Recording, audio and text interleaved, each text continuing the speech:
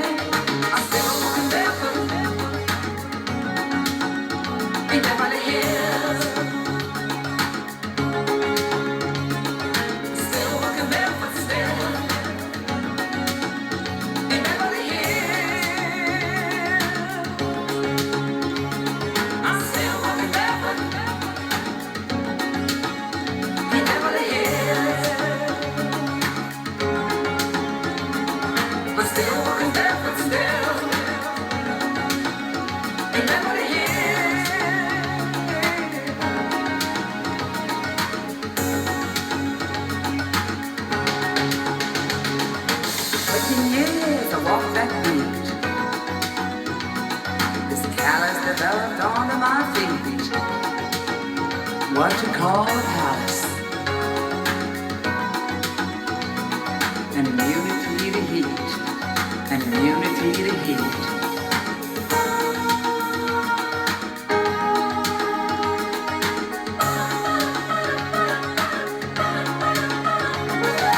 Still walking barefoot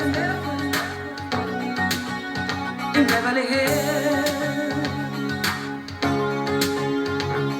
I'm still walking barefoot still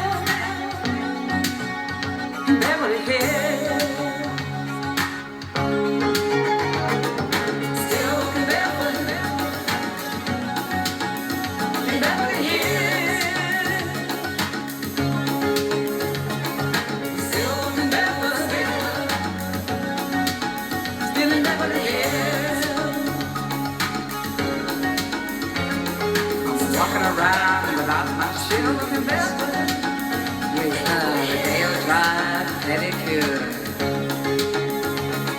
We're traveling on the way, living it up in LA. 13 miles off that beat. Habits developed under my feet. What you call a palace. Immunity to heat. Immunity to heat. Immunity to heat. An immunity to heat. So, okay, very quickly after it started, I had this sense of like, oh, okay, maybe it's about like she's in the land of success and affluence. She's made it there, but she's still walking barefoot by choice. It is like, keeping in touch with her roots, or, the tactile, direct sensation. And she's also saying, I can walk on anything. I can walk on glass and fire and brass and grass, and ultimately the, wide, like, you name it, as she says. I can walk on, you name it, any type of surface, more comfortable or more demanding. I've got calluses on my feet. I've got immunity to heat. So it's like she's been through all the walks of life. She's been through the times and places that are hard to walk through barefoot. And she's also been in the nicer, the pastures, the grass, which is, comfortable under your feet. So I feel like all of this, there's a visual reference, but it feels like it is all sort of metaphorical and figurative. And maybe, again, the idea is that, like, even in, living it up in LA, as she says, and, Beverly Hills, like, one of the more affluent parts of, Southern California more generally, and, larger, greater LA, if you will, specifically, the idea that that's not changed her. It hasn't like, oh, I'm not instantly just gonna, get designer shoes, or now worry about, it's my feet are too delicate to walk in this way. But again, also maybe that, like, it's just her, and she's going to keep true to what got her here in the first place, maybe. So yeah, again, I think some of the lines you can read in different ways, and there may be sort of a more narrow meaning here that I didn't pick up on. But again, it feels like, it is actually a choice. It's not that she's of such limited material means that she needs to walk barefoot, but that she's still doing it still. I like that, like, bookended framing that she gave at one point. So yeah, I also like the layered vocals, including those spoken vocals, which feels like, it's like a breaking the fourth wall, like she's, speaking right to the listener. And then of course the more melodic sung vocals. The vibe of the tune is very kind of like, fun, smooth pop. I don't know if soul pop is the right phrase. I feel like I'm gonna cough. Excuse me. But yeah, it definitely had a nice, smooth, and, upbeat, maybe not uplifting. It wasn't, like triumphant, but it just had this nice little groove to it. It was like mellow and bright is kind of the feeling I got. So, very pleasant, very easy in the demands made on the ear. It's not wicked and dissonant, quite the opposite. It was just sort of bright and smooth and flowing, and I did enjoy the, sort of 80s vibes. It definitely has like a light pop 80s feel to it, which is interesting because, again, there's been a lot of variety sonically just in the little bit that I've heard from her.